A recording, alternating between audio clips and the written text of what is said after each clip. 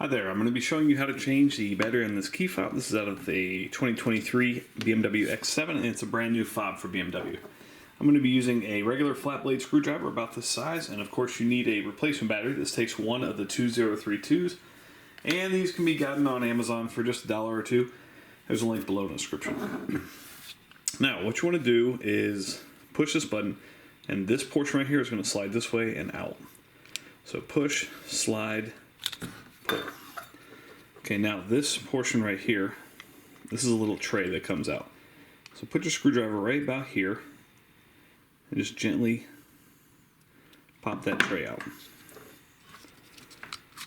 Okay, there's your dead 2032 battery, and the new battery goes in positive side facing up, like so.